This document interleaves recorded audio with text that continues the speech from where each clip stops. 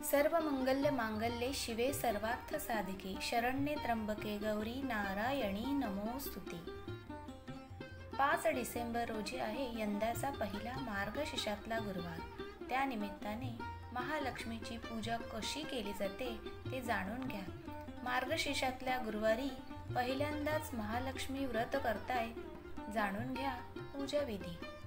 मार्गशीर्ष महिना सुरू झाला की महाराष्ट्रात अनेक घरात गुरुवारी महालक्ष्मीचे व्रत केले जाते। हे व्रत केले असता अनेक भाविकांना सुख समृद्धी सुबत्ता प्राप्त झाल्याचा अनुभव आहे। ते पाहता आपणही हे व्रत करावे अशी भाविकांची इच्छा होणे स्वाभाविक आहे। तुम्ही सुद्धा हे व्रत करू इच्छिता तर जाणून घ्या व्रतविधी। श्री महालक्ष्मीची प्रतिष्ठापना। श्री महालक्ष्मी देवीची स्थापना करताना तिचे तोंड पूर्वेकडे किंवा पश्चिमेकडे असावे। देवीची स्थापना करण्यापूर्वी घरातील जागा स्वच्छ करून घ्यावी। ज्या ठिकाणी देवीची स्थापना करायची त्या जागी चौरंग किंवा पाट मांडावा, त्याभोवती रांगोळी घालावी। थोडे गहू किंवा तांदूळ चौरंगाच्या मध्यभागी वर्तुळाकार पसरून ठेवावे। पितळेचा किंवा चांदीचा स्वच्छ तांब्या घेऊन पाण्याने पूर्ण भरावा। त्यात 1 सुपारी, 1 नाणे व दुर्वा घालाव्यात। 5 प्रकारच्या झाडांच्या 5 डहाळ्या किंवा 5 झाडांची प्रत्येकी 5 पाने कलशाच्या तोंडावर रचून त्यावर नारळाची शेंडी वर राहील अशा प्रकारे 1 नारळ ठेवावा। हळद व कुंकुवाची बोटे कलशाच्या बाहेरच्या बाजूला लावावी। तांदूळ किंवा गहू पसरलेल्या चौरंगावर हा कलश नीट ठेवावा। श्री महालक्ष्मीची प्रतिमा कलशाच्या टेकून ठेवावी। पूजेच्या सुरुवातीला ओम केशवाय नमः, ओम नारायणाय नमः, ओम माधवाय नमः हा मंत्र स्वतःच म्हणून आचमन करायचं। पळीने पाणी हातावर घेऊन ओम गोविंदाय नमः असे म्हणून हातातील पाणी ताम्हाणात सोडावे। नंतर देवीला स्नान घालावे। हळदी कुंकू फुलं वाहून देवी पुढे उदबत्ती ओवाळावी। धूप दाखवून निरांजन ओवाळावे। देवीला नैवेद्य अर्पण करून झाल्यानंतर मनोभावे देवीची प्रार्थना करत आपली इच्छा सफल होण्याची विनंती करावी। श्री महालक्ष्मी व्रताची कथा वाचावी। नंतर श्री महालक्ष्मी महात्म्य वाचावे।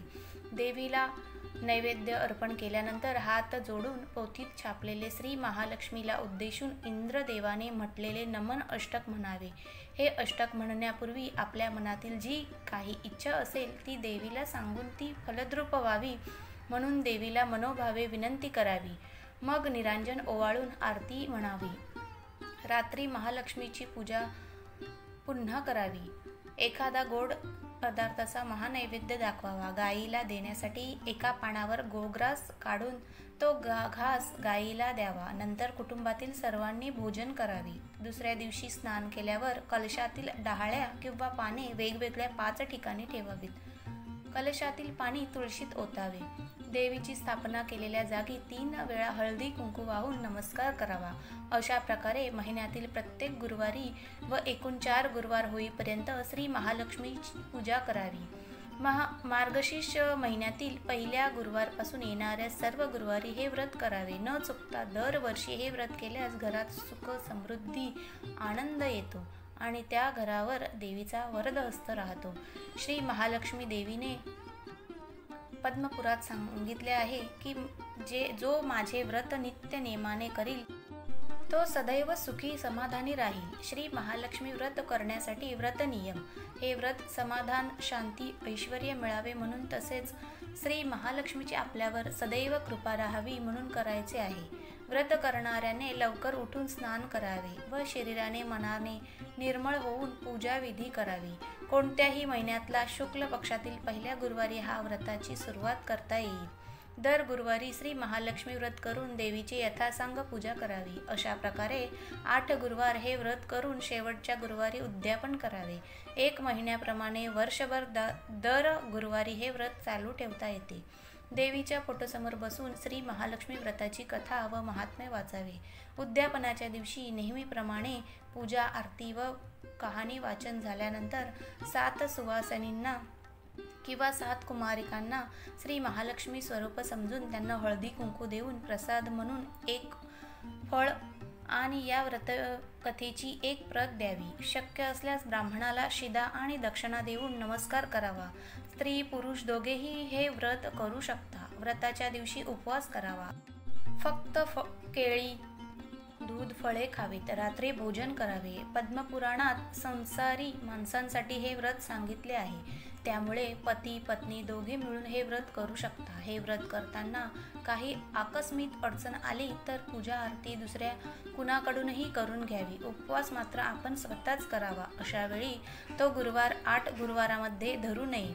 एकादशी, शिवरात्र किंवा अन्य कोणत्याही उपवासाच्या दिवशी गुरुवारी फक्त पूजा आरती करायला हरकत नाही. रात्री हवे तर भोजन करू नये.